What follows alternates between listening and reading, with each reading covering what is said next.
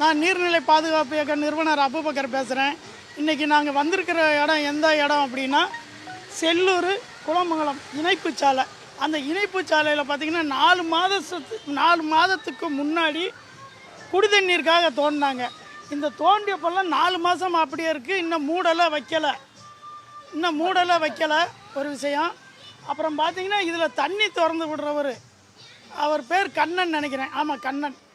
அவர் இந்த மீனாம்பாள்புரம் பகுதிக்கும் செல்லூர் பகுதி, மணவாள நகர், பூந்தமிழ் நகர் எல்லா பகுதிக்கும் அவர் தான் தண்ணி திறந்து விடுறாரு. நான் மதியானம் வரும்போது பார்த்தீங்கன்னா தண்ணியில் முங்கி அவர் வாழ்வை திறந்துக்கிட்டு இருந்தார். என்னங்க இப்படி செய்கிறீங்களே அப்படின்னு. இல்லைங்க, இதுதாங்க செய்யணும் அப்படின்னாரு.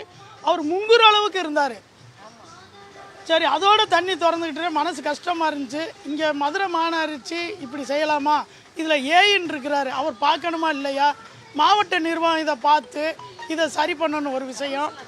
அப்புறம் பார்த்தீங்கன்னா கவுன்சிலரை சொல்லி என்ன செய்ய பார்த்தீங்கன்னா இங்கே கேகே நகரில் இன்றைக்கி நேற்றோ முந்தானால தெரில, ஒரு பள்ளியோடத்து பிள்ளை, சின்ன பிள்ளை 4 வயசு பிள்ளை, அந்த குடிநீர் தொட்டிலையோ ஏதோ பாதாள சாக்கடையில் உள்ளே விழுந்து இறந்துருச்சு. அதே மாதிரி இங்கே பார்த்தீங்கன்னா சேட்டைக்கார பிள்ளைகளாக இருக்குது.